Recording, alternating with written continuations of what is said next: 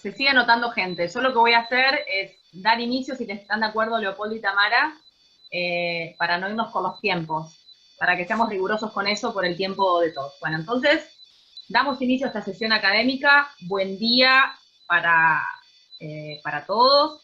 Es un placer compartirla, obviamente, con todos los miembros del equipo IUS y con los profesores del Centro de Derecho Internacional Público, que es de nuestra Facultad de Derecho de la UCA, que es quien auspicia, además, este ciclo de sesiones con la cual esta va a ser la apertura.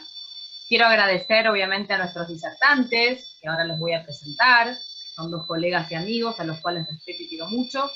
Quiero agradecer la presencia, lógicamente, de nuestro decano de Facultad de Derecho por el apoyo de siempre, al doctor Pablo Garat, a nuestro director de Investigación Jurídica Aplicada, que es el doctor Nicolás Laferrer, que está siempre ahí para nosotros, para apoyarnos en todo, a Juli Vero, para haber ayudado con la publicidad de este evento,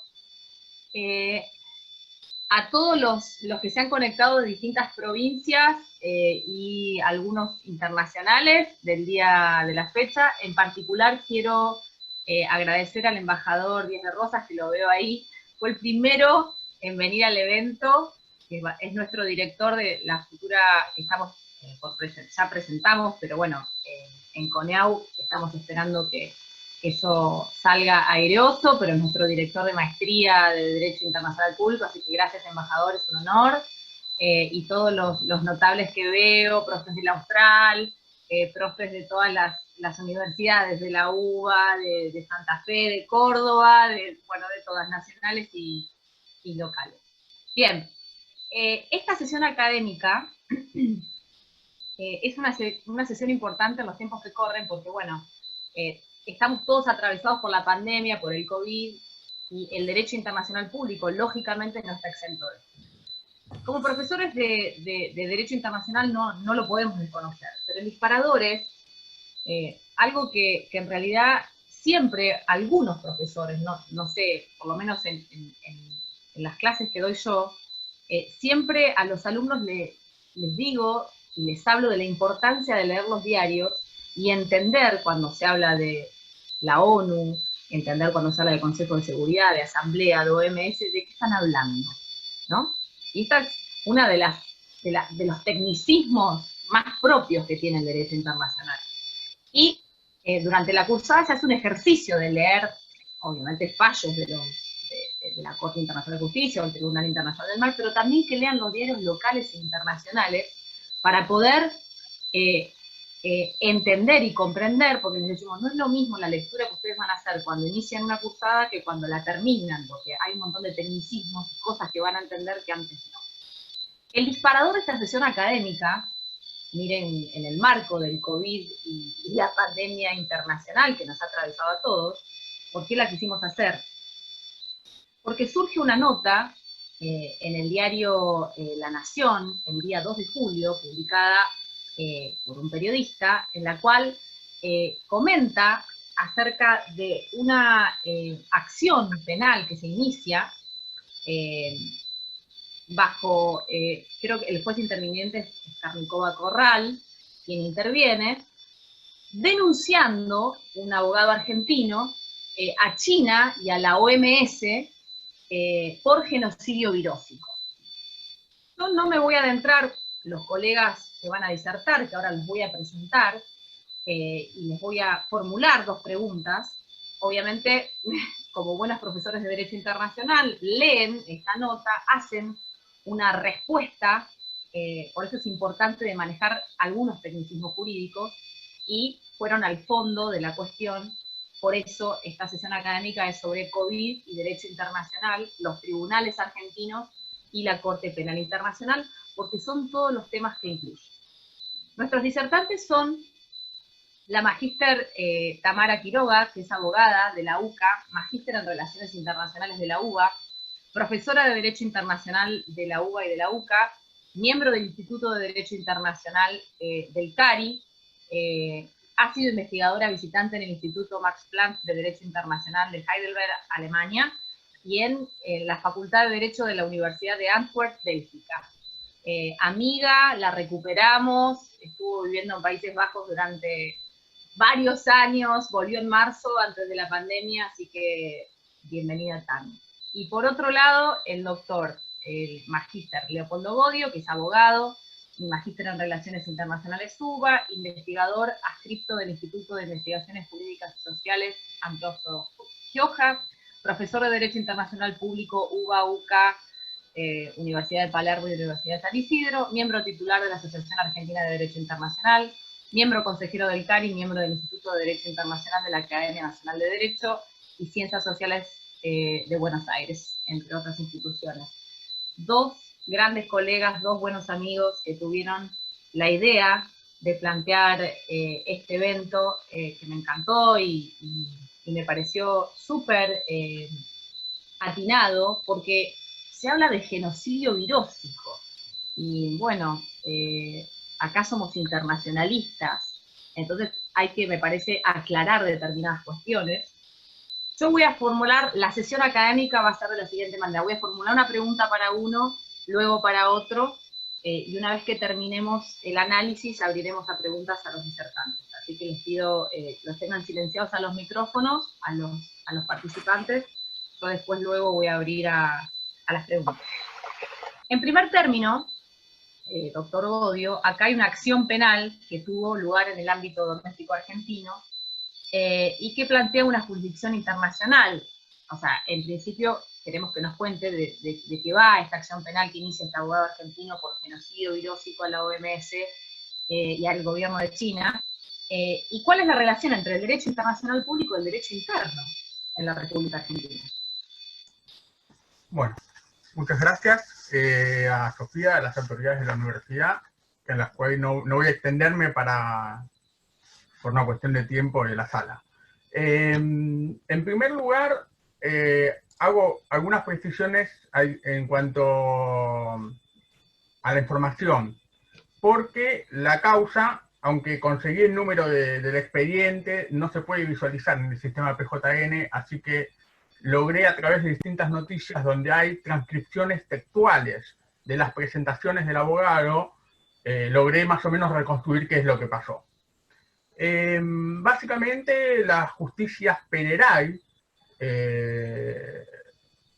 recibe una denuncia penal de un abogado argentino como querellante para investigar a las autoridades del gobierno chino como presuntos responsables de la pandemia bajo la figura de genocidio virósico, ¿sí? Y el cual también adelantan ese escrito que además sería un crimen de lesa humanidad. Esas son cuestiones que después las vamos a discutir. Y fundamenta esta denuncia en una ley que es la 26.200, ¿sí? De la cual me voy a referir un poquito más adelante, y además se encarga, sin perjuicio de presentar esta denuncia formal, le envía un correo electrónico con el contenido de la denuncia a la Corte Penal Internacional con sede en La Haya. En la demanda, el querellante solicita la intervención directa de la Corte Penal Internacional a través del libramiento de un exhorto diplomático internacional. Todo esto es textual de la denuncia.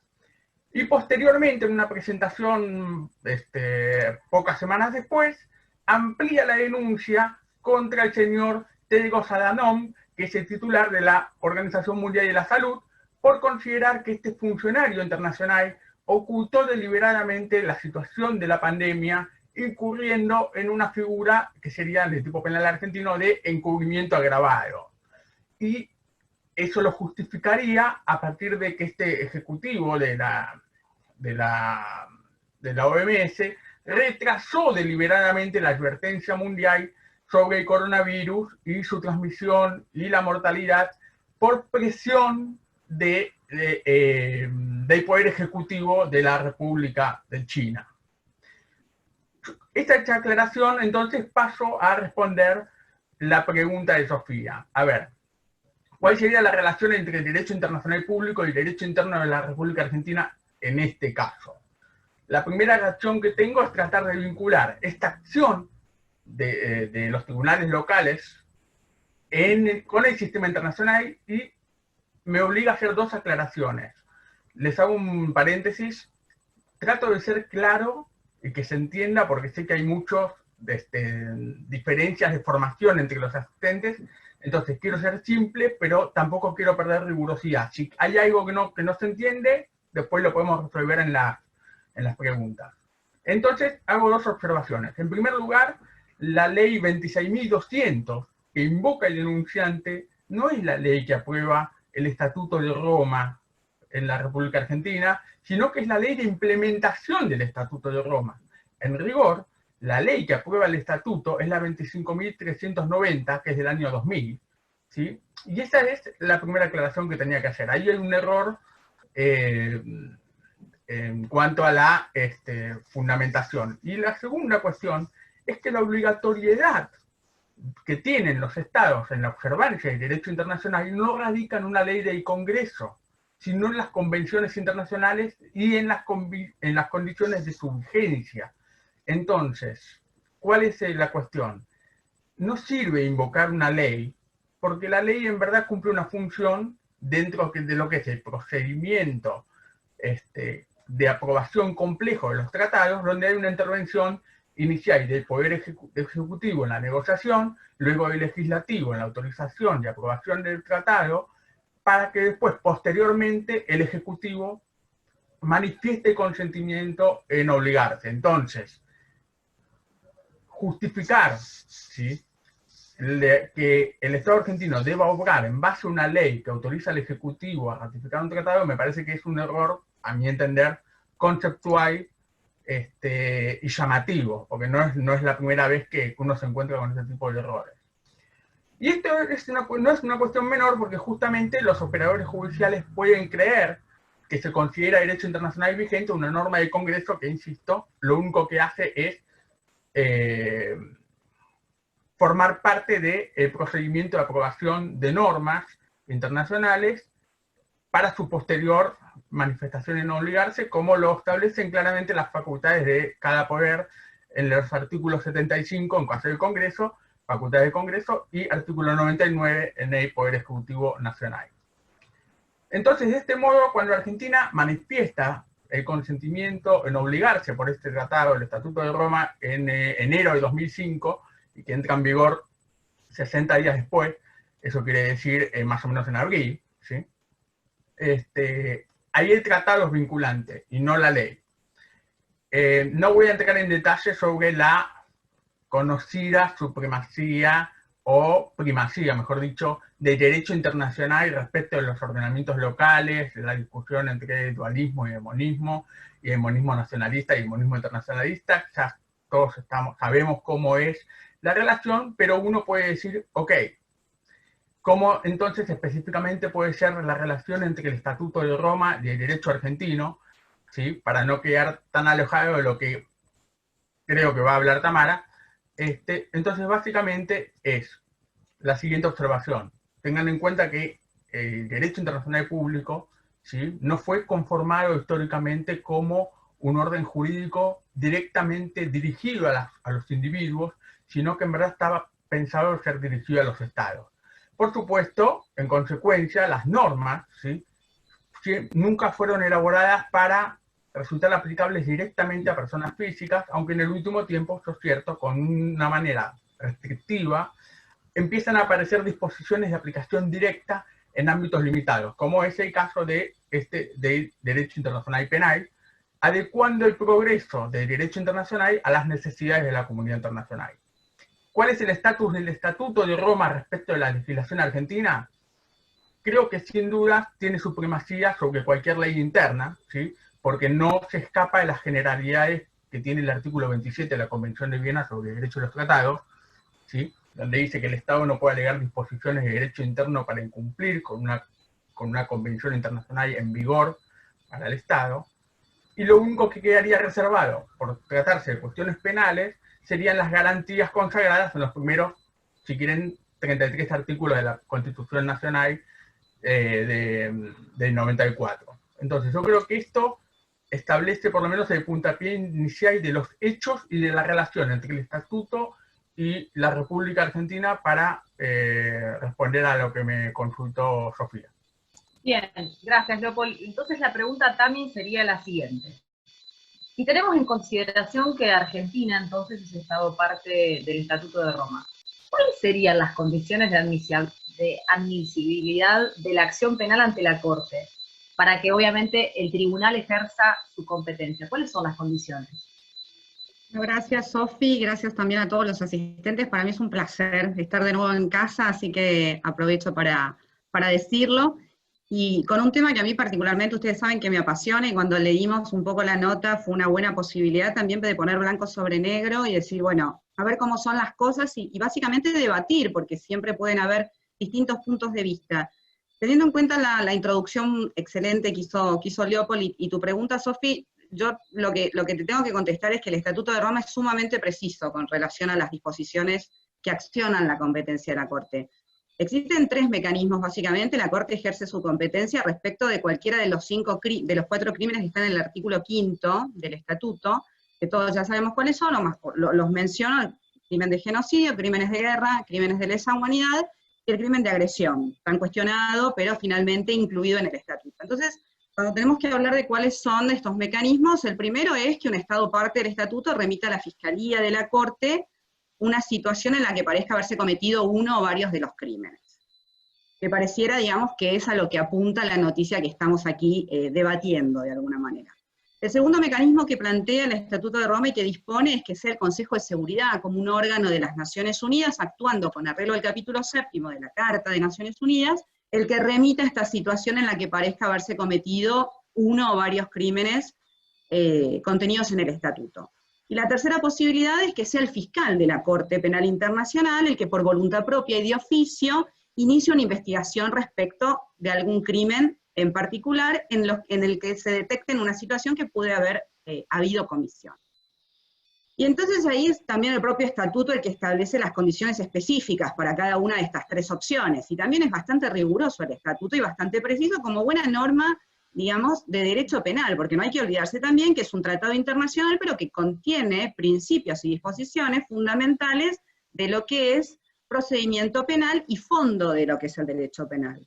Entonces, en primer lugar, con relación a lo que es Estado parte, por supuesto que es esto que mencionaba también Leopoldo, ¿no? Tiene que existir una vinculación directa, previa, con relación a la aceptación y al consentimiento por parte de un Estado de obligarse al contenido, de cumplir, digamos, el contenido del tratado internacional. Esto como cualquier tratado internacional, y el Estatuto de Roma no escapa a este principio general.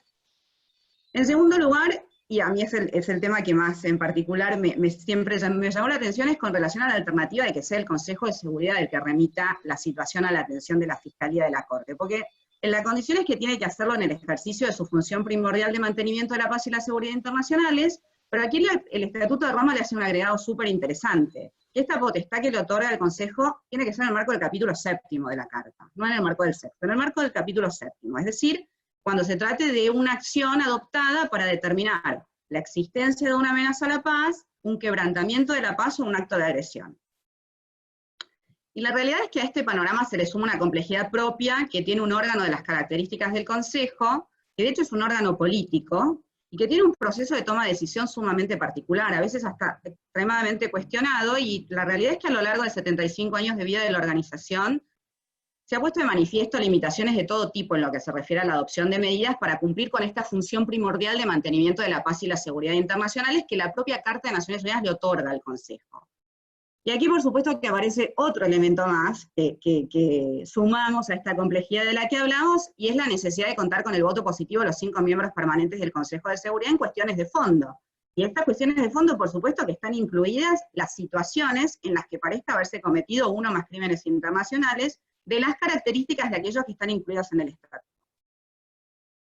Y nos queda después el tercer y último mecanismo que estábamos refiriendo, que es que sea una acción de oficio de la Fiscalía del Tribunal, es decir, cuando el fiscal, por acción propia, inicia una investigación y por supuesto que después puede recabar información de los estados, información en organismos de la ONU, en organizaciones gubernamentales, no gubernamentales, todo ello con la necesidad de iniciar particularmente exámenes preliminares, y eventualmente tener fundamento suficiente para una presentación por parte de la Fiscalía, iniciando una acción de oficio a la Sala de Cuestiones Preliminares de la Corte.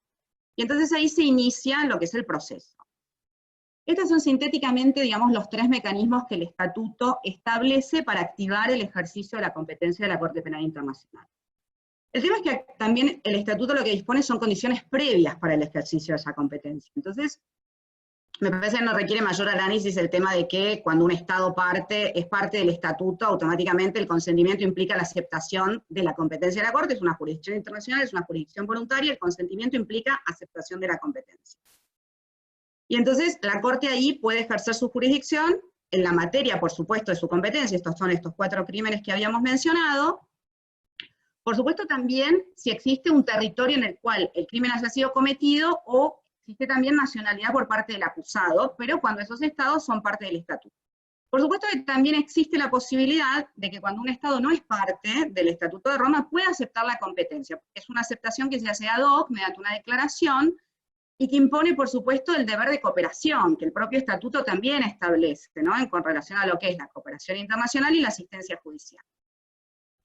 Y lo interesante aquí es que si la situación es remitida por el Consejo de Seguridad, no importa si es parte, si no es parte, el Estado, la Corte tiene que intervenir. Por supuesto porque es en el marco del capítulo 7, y entonces ahí empieza toda la arquitectura jurídica del artículo 25 de la Carta, la obligatoriedad de las decisiones del Consejo de Seguridad para todos los miembros de las Naciones Unidas, y esto sucedió en 2 únicas oportunidades en la historia de la Corte Penal Internacional, 2006 para la situación en Darfur, Sudán, y 2011 para la situación en Libia.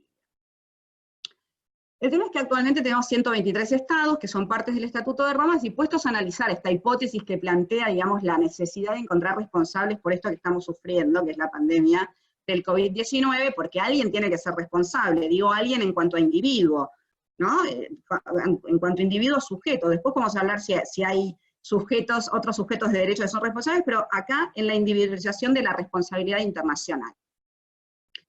Y tratamos de ficcionar algún fundamento, ¿no? Que apalanque la viabilidad de una acción ante la Corte Penal Internacional. Y ahí, en mi opinión, el colega que presenta la acción penal en el ámbito doméstico hace una ficción en la que yo particularmente no encuentro demasiado fundamento en derecho internacional penal, pero aquí es cuando la construcción de la arquitectura jurídica, para mí, en mi opinión, comienza a ser un tanto inconsistente, porque si comenzamos a diseccionar lo que afirmamos recién con estos 3 mecanismos que tenemos de ejercicio de la competencia del tribunal, nos encontramos con algunas dificultades bastante concretas. La primera es aquella referida a que la República Popular de China no es un Estado parte del Estatuto de Roma, entonces la alternativa queda automáticamente descartada. En mi opinión, es muy poco viable y es casi utópico pensar en una República Popular de China parte del Estatuto de Roma. No solo la República Popular de China, sino también otros estados, ¿no? Pero suponiendo que la activación de la competencia de la Corte sea a través de una remisión de un Estado parte, supongamos que la República Argentina, asumiendo que se trata de una política pública llevada adelante por el Poder Ejecutivo en el marco de todas las garantías constitucionales y las potestades constitucionales que tiene el Poder Ejecutivo, decide llevar el tema a la Corte. Y entonces ahí la realidad es que la Fiscalía lo primero que va a hacer es confirmar si el asunto está siendo tratado, está siendo objeto, digamos, de una investigación o de un enjuiciamiento por un Estado que tenga jurisdicción sobre el tema. Por supuesto, esto acá lo que dispara es la aplicación del principio de complementariedad, que también está en el Estatuto de la Corte. Entonces, lo que va a evaluar ahí la Fiscalía es, bueno, ¿esto está siendo objeto de otra investigación? ¿Hay algún Estado que esté dispuesto a llevar a cabo la investigación o el enjuiciamiento? ¿O no puede realmente hacerlo? Esto es lo que algunos autores llaman los estados fallidos en cuanto a lo que hace la administración de justicia. Y aquí la realidad es que el tema se complejiza aún más, a mi gusto, porque la República Argentina ya tendría una interposición de una acción penal, que recién Leopoldo la mencionaba con detalle de lo que está en los medios públicos de comunicación, porque la realidad es que no pudimos acceder a la causa en sí, pero al ya existir una acción en el ámbito de la justicia doméstica, automáticamente parecería que se aplica este principio de complementariedad y la acción de la CPI no resultaría admisible. Entonces, la alternativa pareciera que queda descartada, aun cuando la ley doméstica, esta que mencionaba Leopoldo, la 26.200, que es la ley de implementación del estatuto, establece la posibilidad de que sea la jurisdicción argentina la que se inhibe a favor de la Corte Penal Internacional. Pero por supuesto que la realidad es que esta inhibición no garantiza que la Corte, analizando la competencia de su propia competencia, decida intervenir en el asunto. Entonces ahí también el planteo se termina cayendo, y lo que nos queda también es ver la posibilidad de que la Fiscalía inicie una acción de oficio. Y ahí también yo lo veo un poquito complicado, básicamente por el contexto mundial en el que estamos, y porque también, de hecho, entre hoy y mañana están las audiencias públicas para la elección de una nueva o un nuevo fiscal en la Corte Penal Internacional. Entonces, no me imagino una Fiscalía de la Corte Penal Internacional iniciando de oficio una investigación para ver quién puede ser responsable de este tema. Y por último, después nos queda el Consejo de Seguridad, y pensar en un Consejo de Seguridad que remita una situación a la Fiscalía de la Corte por un tipo penal, a mí, en mi opinión, inexistente, como es el de genocidio virósico. La realidad es que esa ficción se diluye, ¿no? Si se considera que dentro de los miembros permanentes del Consejo se encuentra la República Popular de China, y a esto le sumamos un artículo 16 del Estatuto, que para los que no están tan familiarizados con el Estatuto de Roma, el artículo 16 le otorga una prerrogativa y una facultad al Consejo de Seguridad en la que le puede pedir a la Corte Penal Internacional que suspenda o directamente no lleve adelante una investigación o un enjuiciamiento. Y esto lo puede hacer en loop, digamos, lo hace una vez, digamos, de manera consecutiva. Esto sucedió únicamente en 2 oportunidades en toda la historia de la Corte, pero técnicamente el Consejo de Seguridad podría solicitarle de manera reiterativa y consecutiva a la Corte y decirle, no, bueno, para este juicio, este proceso, esta investigación, frenala. Y entonces, a la luz de todos estos mecanismos que establece el estatuto y de todo esto que estamos mencionando, yo tengo que llegar a la conclusión de que el planteamiento de una acción de estas características ante la Corte, la realidad es que por lo menos resulta compleja, por no decir ilusoria, pero realmente resulta bastante compleja. Clarísima, también, como siempre, fan investigadora de la Corte Penal Internacional, parte de su investigación, ¿no? De doctorado y de maestría, hace muchos años que venís por ahí, interesantísimo. Se me ocurre otra pregunta, acá para el doctor Godio. Digo, esta acción penal, en el ámbito doméstico, menciona la responsabilidad de los integrantes de la Organización Mundial de la Salud. Pero esto no parecía viable, por lo que ustedes han explicado no parecería viable, al menos en el ámbito de la Corte Penal Internacional. Entonces, la pregunta a Leopoldo sería, ¿se podría pensar en alguna alternativa para establecer la responsabilidad internacional de la OMS o de un Estado que en este caso es China, como un sujeto de derecho internacional? La verdad que no sé si pensar una alternativa que permita atribuir responsabilidad como el mejor camino, ¿no? Para que el estatuto, o sea, porque en verdad el Estatuto de Roma, en mi interpretación, siguiendo también lo que dice Tamara, se orienta a crímenes cometidos por individuos desde una posición puntual estatal o con fundamento en la posición estatal o directivas estatales. Entonces, para mí se corresponde, pensando en la idea del Estatuto de Roma, excluir claramente al funcionario internacional, ¿sí? Más allá de los privilegios, inmunidades y cuestiones que tienen que ver con la funcionalidad del funcionario internacional en el ámbito internacional. Entonces yo estoy bastante conservador con esa mirada. Sí, lo que me atrevo a pensar es un esquema de cooperación que, si no me equivoco, prevé el artículo 93, inciso 9b del Estatuto de Roma, que habilita a la Corte Penal Internacional a solicitar información sobre, o incluso bienes, que estén en poder de un tercer Estado, o sea, de un Estado no parte, ¿sí? O de una organización internacional, ya sea, obviamente, a través de un acuerdo especial que celebren para esa ocasión y intercambiar esta información, o facilitar información o los bienes que necesite para tener información para hacer una posible investigación. De todos modos, hay una dificultad adicional en cuanto a la atribución de responsabilidad de un Estado o un esquema, porque independientemente del procedimiento que uno elija realizar, es muy difícil demostrar, para mí, es muy difícil demostrar que un Estado, ¿sí?, reaccionó o omitió reaccionar frente a la pandemia y que eso además pueda configurarse dentro de uno de los crímenes contemplados en el Estatuto de Roma y que eso permita habilitar de alguna manera la competencia de la Corte. Esto en función también de lo que decía Tamara. Entonces, yo creo que el Estatuto de Roma no es, en este caso, la herramienta más útil para luchar contra este tipo de amenazas internacionales como puede ser una pandemia, porque no responden al objeto y al fin de este acuerdo, ¿sí? Lo anterior igual no impide que como lo ha señalado correctamente un internacionalista cordobés que no está conectado, pero que le doy el crédito porque lo hemos discutido, que se llama Luciano Pesano, que lo conoces muy bien. Luciano Pesano dice que al menos teóricamente existe la posibilidad de que, teórica, ¿no?, de recurrir al Consejo de Seguridad de las Naciones Unidas para que éste adopte medidas. Si interpreta que existen méritos para calificar a la pandemia como una amenaza a la paz y la seguridad internacionales, pero que también hay que tener en cuenta que la parálisis en el funcionamiento del Consejo de Seguridad no sería posible, por lo menos hoy, para afrontar la situación de la pandemia. Yo creo que es posible que asemejar un escenario a los peores momentos de la Guerra Fría, ¿sí? ¿Cuál puede ser entonces la solución? Bueno, podría ser la cooperación multilateral en organismos con criterios decisorios más democráticos y representativos, por las características propias que tiene la pandemia, ¿sí?, que no respeta fronteras. Y un foro puede ser la Asamblea General de Naciones Unidas, o como algo más específico, justamente la propia Organización Mundial de la Salud.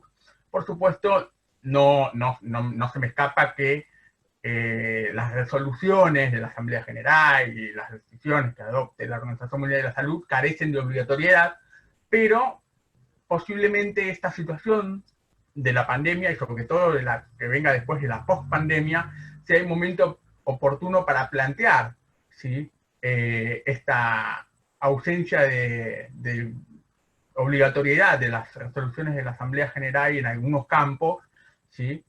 Y yo creo que puede ser el camino para mí institucional más aceptable en este momento, ¿sí? Con el diario del lunes todos podemos hablar, pero hoy sería bastante conservador, y sobre todo saber que uno tiene que jugar en una cancha con reglas de juego que son las que están. Uno no las puede cambiar sobre la marcha, ¿sí?, por ahí después, pero no durante el partido. Que creo que con eso te respondo el tema. Bien, me están diciendo que tengo un problema con el micrófono, pero... Me dicen que tengo un problema con el micrófono, disculpen el sonido, lo solucionaré para la próxima sesión académica, pero se ve que es un tema técnico de mi máquina. Tengo una última pregunta entonces. Cuando largamos el disparador hablamos de que esta acción penal era por genocidio virósico. Entonces yo le pregunto a Tamara, que es especialista en Corte Penal Internacional. ¿El Estatuto de Roma incluye este tipo penal? Hablamos de genocidio virósico, ¿no? ¿Sobre la Corte tiene competencia? ¿Dani? Bueno, la realidad, Sofi, es que el término, no, en principio el concepto de genocidio virósico, no voy a dar vueltas sobre el tema, pero en mi opinión, a mí me parece que responde a una creación discursiva propia de la pandemia, ¿no? Y de lo que se evidencia en medios masivos de comunicación, yo creo que es una terminología utilizada en un sentido netamente metafórico. Porque si vamos a lo que es, digamos, un marco estrictamente jurídico, todos sabemos que en materia de derecho penal a nivel doméstico, a nivel internacional, existe lo que son los tipos penales. Y el tipo penal es súper estricto en relación con lo que puede ser la conducta criminal y la descripción. La noción y el concepto descriptivo de lo que es un tipo penal desde lo conductual criminológico.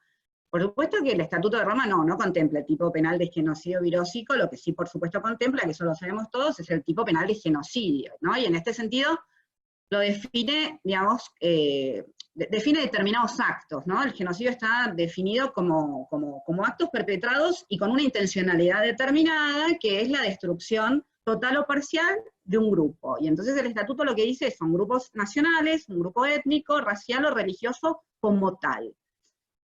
Y acá estamos hablando de un crimen internacional, no estamos hablando ni de un delito internacional, ni de un ilícito internacional, que es lo que podríamos eventualmente aplicar para lo que puede ser una responsabilidad por parte de otros sujetos del derecho internacional, responsabilidad internacional de un Estado, responsabilidad internacional, hasta podríamos debatir de una organización internacional, de la OMS con su propia personería, ¿no? Pero acá estamos hablando de individuos, y estamos hablando de la responsabilidad por la comisión de un crimen internacional. Y entonces, en esa línea de un crimen internacional y de bienes jurídicos vinculados con lo que tiene que ver la dignidad de la persona humana, y con el mantenimiento de la paz y la seguridad internacionales como normas, digamos, imperativas, erga omnes, y todos los conceptos que los internacionalistas habitualmente mencionamos.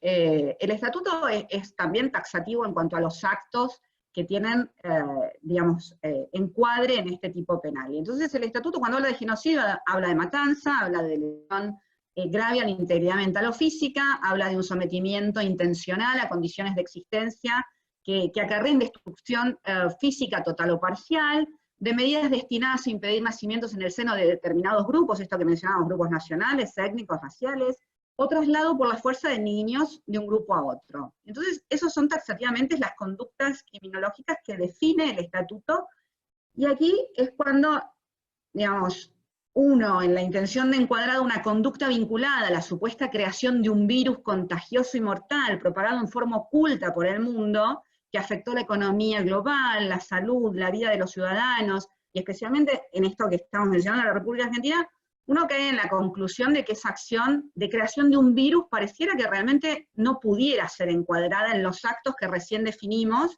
que están encuadrados dentro del tipo penal de genocidio que establece el Estatuto de Roma.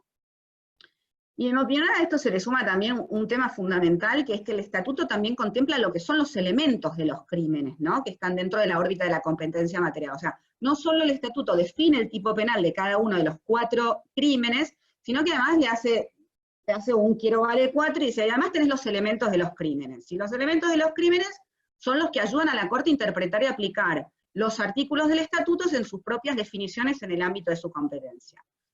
Y con relación particular a lo que es el genocidio, cuando el estatuto habla de matanza o lesión grave a la integridad, aparece la necesidad de que el autor, sospechado de la comisión de esa conducta criminal, haya tenido la intención de destruir, total o parcialmente. Y ahí es cuando empieza a aparecer el ruido en esta ficción y en esta elaboración, digamos, en esta arquitectura jurídica que uno lee en la nota. Bueno, aparecen varios interrogantes y contradicciones sobre la posibilidad de moldear el tipo penal que establece el Estatuto de Roma, que por supuesto es el que recepta de la Convención para la Prevención y la Sanción del Genocidio de 1948, a la conducta que describe la creación de un virus. Y a mí me parece interesante también compartir, digamos, lo que son los datos empíricos de lo que es la historia de la Corte. Y la realidad es que la Corte, con relación a lo que es el juzgamiento por la Comisión de Genocidio, de las 13 situaciones y casos que actualmente están en órbita de su competencia, únicamente, y digo, solo una, la referida a Darfur, que se acuerdan que habíamos mencionado que es una de las 2 remisiones que hizo el Consejo de Seguridad, es la que contempla la Comisión de Genocidio. Y de los exámenes preliminares, que son estos que analiza la Fiscalía, ¿se acuerdan cuando comentábamos cuáles son los mecanismos de activación de la competencia de la Corte? Al día de hoy son 9 únicamente, y 4 ya han sido desestimados en todo lo que es la historia de los 20 años de la Corte. También esto habla, ¿no?, bastante de lo que es la naturaleza jurídica del funcionamiento del Tribunal Internacional. También solamente una oportunidad es la que menciona la comisión de un crimen de genocidio, es la referida a Gabón, en una situación particular, poseleccionarias, que es una situación que finalmente fue desestimada.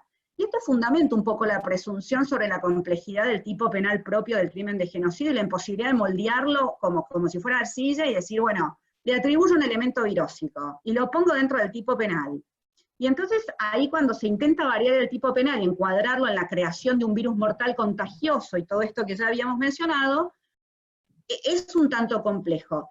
Yo creo que también hay una suerte de confusión quizá en cuanto a lo que pudimos acceder de lo que es la noticia pública, que también en un momento se habla de la comisión de un crimen de lesa humanidad. Y entonces ahí decimos, bueno, ¿qué es un genocidio? ¿Es un crimen de lesa humanidad? Si es un crimen de genocidio, ya diseccionamos un poco cuál es el análisis. Si es un crimen de lesa humanidad, tiene que contener también la noción de ataque generalizado sistemático. Y dentro de ese ataque tiene que haber una acción política estatal directa dedicada a tal fin. Entonces también la noción de crimen de lesa es como que uno dice, es complicado, realmente es complicado, y ahí la cadena también de atribución de responsabilidad por la comisión de una conducta criminal en el ámbito internacional resulta sumamente compleja, porque tratando de construir esa cadena de atribución de responsabilidad decimos, bueno, ¿dónde comienza, dónde termina? Pero si queremos, digamos, redoblar la hipótesis, digamos, y validamos cualquiera de las 2 argumentaciones hipotéticas que planteamos acá con relación a los tipos penales, supongamos que digamos, en la ficción que estamos mencionando, decimos, bueno, es genocidio, es lesa humanidad. Hay un tema también que en el planteo es notorio y es evidente, que es el requisito estatutario referido a las víctimas. El Estatuto de Roma también hace un planteamiento muy particular en cuanto a lo que es la participación de víctimas de crímenes internacionales, y la intervención de un fondo fiduciario, y la reparación que hacen, y la restitución también de situaciones. Y entonces ahí cuando uno piensa en el número de víctimas de una pandemia, dice, bueno, es materialmente imposible y es inviable la reparación y la asistencia equitativa de daños sufridos. Esto también es un poco el planteo analógico que uno puede hacer con el crimen de agresión, ¿no? Pero decir, bueno, ¿dónde están las víctimas? ¿Vamos todos a la Corte Penal Internacional? ¿Toda la población mundial? ¿Cómo hacemos? Y entonces, ahí es cuando caemos en la conclusión de que el planteo, digamos, tiene más inconsistencias de fondo y de forma. La realidad es que desvanece un poco la pretensión del planteo, y yo encuentro como pocas certezas que de verdad pueden fundamentarlo. Entonces, esa es un poco la conclusión, ¿no? Bien, espectacular, Tami. Lo quería saludar al doctor Pecci, que es parte de nuestro centro. Gracias por participar también. Veo profesores queridos de todos lados. Gracias. Justo han formulado dos preguntas, dos españoles. David, hola David. Hola David. ¿Podés abrir el micrófono? Sí, ¿qué tal? Hola, ¿cómo estás? Estaría buenísimo que se la formules vos a Tamara, y después le voy a dar la palabra a Alejandro Olivera Iriarte, que es otro profesor español que nos está haciendo una pregunta que me parece que va a estar interesante. Entonces, David, formula la pregunta concisa, y luego le damos la palabra a Alejandro. Muy bien, pues nada, simplemente según lo que venían comentando los expertos, en primer lugar, la acción ha sido ejercida frente a tribunales nacionales argentinos, por lo que he venido a entender. Entonces, el hecho de que la propia acción se aluda no al estatuto, sino a la ley argentina que implementa el estatuto, esto supone ya que pues, quizá hay un problema en cuanto a la ley aludida. Entonces mi pregunta es, ¿quedaría la acción directamente ya descartada por parte del tribunal argentino por este motivo, ya que la alusión no se hace al Estatuto de Roma, sino a la ley argentina, ya incluso antes de empezar a conocer, bueno, pues sobre el fondo de los tipos penales de genocidio o de lesa humanidad? Tami o Leopold, ¿quién le va a contestar? Arranco yo, si te parece, Sofi, y después quizá Leopold puede dar más argumentos, digamos, de la investigación que él hizo de la acción. La realidad, David, muchas gracias, es muy interesante tu pregunta. El tema es que al no haber tenido acceso al contenido completo de la causa, uno hace un tanto una presunción, ¿no? Una suerte de suposición sobre el contenido total, pero sí lo que tenemos presente es que se hace una mención al Estatuto de Roma, por supuesto, en lo que es el marco constitucional también de nuestro propio sistema judicial, y en ese sentido yo coincido con lo que mencionaba Leopoldo sobre la norma que se manifiesta y que se invoca, pero la realidad es que la justicia argentina a esto le ha dado trámite. De hecho, hubieron oficios librados a Suiza, al domicilio de la OMS, pidiendo información. Entonces, no sabemos todavía cómo va a finalizar esta historia. Lo llamativo, primero, es que haya tenido trámite, porque realmente yo como internacionalista, no por supuesto como penalista en el ámbito doméstico, pero sí como internacionalista, llamó mi atención. Con lo cual habría que seguir el caso. No te puedo dar una respuesta en realidad de la desestimación de la causa, porque además es un juzgado también particularmente que el juez interviniente hace relativamente poco ha planteado su retiro. Entonces habrá que ver también cómo continúa la situación. Pero sí hay un planteo hay una invocación de una ley nacional, por supuesto, y también está mencionado el Estatuto de Roma, y de hecho hay un pedido, hay un exhorto también, entiendo, Leopoldo seguro va a poder dar más información, a la Cancillería Argentina. Gracias, Tami. Me parece que quedó clara la respuesta. No sé si, Leopold, querés, así te podemos dar la palabra a algún otro profesor, o si tenés algo más para agregar, o le doy la palabra a Alejandro. Agrego solamente un detalle. A ver, esta demanda es de abril y la noticia con la orden del exhorto es de comienzos de julio. Normalmente los oficios judiciales, cuando se tratan de cuestiones de cooperación internacional llevan bastante tiempo y dudo que todavía haya llegado ese pedido en papel, para decirlo de una manera, a las oficinas de la OMS hoy, 29 de julio, contando los tiempos la justicia argentina solamente. Pero será cuestión de tiempo. Obviamente yo creo que pedir los informes, este oficio, fue algo como para no rechazársela en límine el día 1 y tener algún tipo de fundamento después. Me parece que esa es la estrategia del juzgado. Pero no sé decirlo porque no podemos opinar sin ver la causa, y solamente pudimos reconstruir en base a los dichos solamente del profesional y denunciante, que copió y pegó argumentos en los medios. Más que eso, no se pudo reconstruir. Sofía, si me permite agradecerle a ambos la respuesta. Muchas gracias. Gracias, David. A ver, Alejandro Olivera. Acá. Hola, Sí, Alejandro. Sofía. Gracias y felicitaciones por la organización de este evento.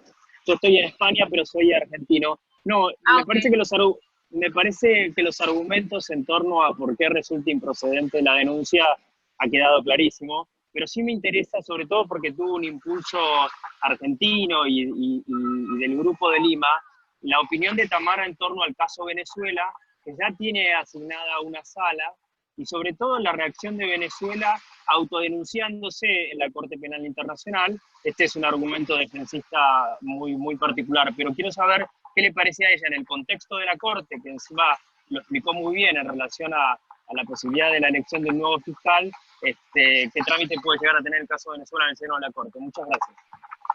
Tami, antes de que respondas, sé que el decano en algún momento se tiene que ir, así que para mí, nada, agradecerle, porque sé que tiene otra reunión pronto, así que gracias por asistir, gracias por el apoyo de siempre, un placer tenerlo entre nosotros, y bueno, ahora, nada, que si se tiene que ir, lo puede hacer con tranquilidad. Muchas gracias por... Les agradezco mucho, un minuto simplemente para felicitarlos de nuevo por esta iniciativa, por todo lo que está haciendo el centro, agradecerle a los expositores, a los participantes, saludar especialmente al embajador y alentarlos a que sigan por este camino y por supuesto con todo el apoyo de la facultad. Gracias, doctor.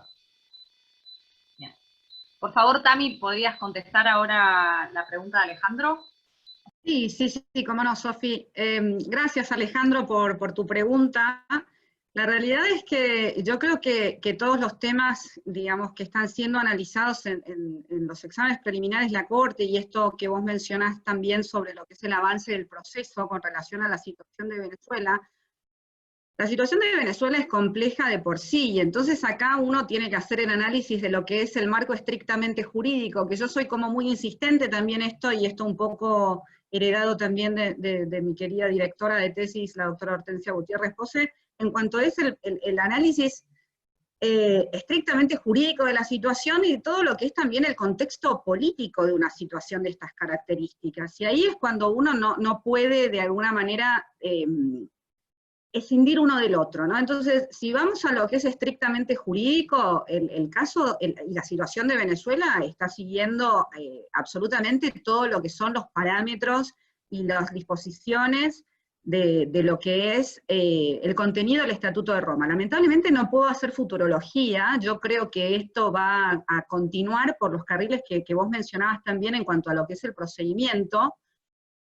pero también hay un componente que es lo que mencionábamos antes, y es el componente político, y son también todas las prerrogativas, y todas las facultades, y todas las disposiciones que contiene el estatuto con relación a lo que son los órganos políticos y la vinculación que la Corte Penal Internacional, porque recordemos también que la Corte Penal Internacional en su propio preámbulo, y en todo su contenido después, ¿no? Pero en el propio preámbulo dice que la Corte va a tener una vinculación con la Organización de las Naciones Unidas, y entonces ahí es cuando viene todo también el cuestionamiento de qué tipo de vinculación, cuál es la naturaleza jurídica de la vinculación, y entonces cuando uno empieza a analizar y después ve en un estatuto un artículo 13b y un artículo 16, con determinadas prerrogativas para lo que es el Consejo de Seguridad, todas las argumentaciones, digamos, que pueden tener relación con este planteo que vos hacés del Grupo de Lima, y con todos los planteos que pueden estar enmarcados dentro del multilateralismo, después uno dice, bueno, ok, pero el Consejo de Seguridad en algún momento va a decir algo, no va a decir algo.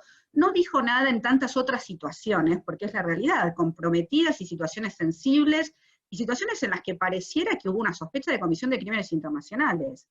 Y la realidad es que yo no sé qué es lo que va a suceder con Venezuela, como en algún momento pensamos que podía haber alguna resolución también con el tema de Siria, no lo hubo por estos carriles. Vos sabés que la Comisión de Crímenes Internacionales también muchas veces termina en lo que es el juzgamiento de la conducta, y muchas veces también termina en otras modalidades que no van con el juzgamiento de la conducta, sino que tiene que ver también con comisiones de la verdad, y tiene que ver con la reconstrucción de lo que es la trama social, política, jurídica, judicial de un Estado. Con lo cual lamento no poder darte una respuesta directa a lo que puede llegar a suceder en Venezuela. Sí celebro que la situación esté enmarcada en un marco estrictamente jurídico como es el de la Corte Penal Internacional. Pero no sabemos, porque creo que los componentes políticos en algún momento pueden llegar a tener algún tipo de intervención. Esa es un poco la conclusión a la que podemos llegar, ¿no? Gracias, Tami. Gracias, Alejandro, por tu pregunta. Bueno, ¿hay alguien más que quiera hacer una pregunta? Si no, vamos a dar por culminada la sesión académica. Estamos en día, estamos on time. Así que si no hay nadie que quiera hacer una pregunta, se me apagó la cámara, se ve. Se me apagó la cámara. Se me apaga la cámara, bueno. Si no hay alguien más, a ver. Ignacio, por favor. Sí. Perdón, bueno, ahí la mandé, pero es siguiendo un poco con las ficciones, ¿no? Ya descartamos en principio que la Corte Penal Internacional pudiera llegar a intervenir, pero me gustaría saber la opinión de ustedes sobre qué posibilidades de que el tema sea investigado y juzgado por la justicia argentina directamente, en virtud de la jurisdicción universal que hacemos, ¿no? Si el juez dice, yo tengo competencia para juzgar por un genocidio virósico, digamos, ¿no? Esto se planteó, digo, no es la primera vez, se ve que a los abogados argentinos nos gusta hacer este tipo de denuncias, y se acuerdan cuando tuvimos el G20, ya se denunció, aprovechando que venía un jefe de Estado extranjero, y se hizo una denuncia, Human Rights Watch hizo una denuncia para que se investigue por jurisdicción universal en Argentina. Entonces, me gustaría saber cómo ven ustedes la construcción de la jurisdicción universal en tribunales argentinos, y si existe alguna posibilidad hipotética de que eso funcione o avance acá. ¿Tam? ¿Vos o yo? Dale, arranca. Bueno, Ignacio, gracias por tu pregunta, siempre metiendo el dedo en la llaga. A ver, te digo una opinión que Tamara la conoce muy bien, porque la hemos discutido cuando alguna vez me puse a estudiar un poquito de Derecho Internacional Penal. Yo creo que en verdad, cuando un Estado asume una posición de ser el Estado gendarme y aplicar jurisdicción universal, hay un costo político internacional altísimo, ¿sí? Vos sabés muy bien, los que han estudiado esto saben muy bien el costo político que pagó Bélgica, el costo político que pagó España, y luego restringió su propia normativa en materia de jurisdicción universal, ¿sí? Ser un Estado que anda señalando con el dedo para jugar a distintos jefes de Estado es altísimo, hay que tener mucha espalda. Yo creo que Argentina para eso no está, ¿sí? Esa es mi opinión, sin ir a casos concretos, ¿no? Por supuesto, recuerdo 2 o 3 casos donde se planteó jurisdicción universal en tribunales argentinos. No sé en detalle cómo están esas causas, ¿sí? Yo sé que una eran contra organizaciones chinas, casualmente, pero mi opinión en cuanto a la jurisdicción universal, yo trataría de que la justicia fuese cuidadosa, porque obviamente genera inconvenientes después para el Estado, ¿sí? Nada más. Bien, bueno, estamos en tiempo. Les quiero agradecer, Tami querida, Leopoldo. Quiero agradecerle a todos los participantes. Ya los convocaremos para la próxima dentro de un mes. Vamos a tratar de plantear temas actuales y y que tengan incidencia directa, ¿no? Como en este caso, de leer una nota, cómo uno puede incurrir desde el métier, ¿no? En este caso Tami, que es especialista en corte penal, y Leopoldo aportando lo suyo, de igual forma, para poder aclarar determinadas cuestiones, ¿no? Cuando uno lee estas cosas que son moneda corriente, ¿no? Por parte también del periodismo y más allá de la crítica o no a una acción penal que finalmente terminó siendo procedente en la justicia argentina. Después veremos qué impacto tiene en la Corte Penal Internacional. Les agradezco a todos los participantes, todos los locales, todos los de las distintas provincias, los internacionales que tenemos, les agradezco. Gracias, embajador Díaz de Rosas, nuevamente, por su presencia, por la compañía, por acompañarnos. A todos los miembros del equipo IUS, que ya los vi que están la mayor cantidad conectados.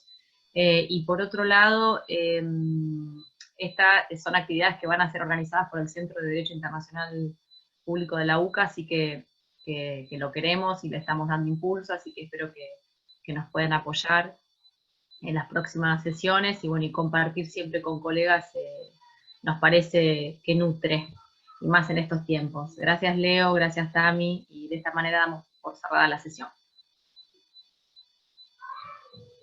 Gracias Sofía, hasta luego. Gracias a todos, hasta luego.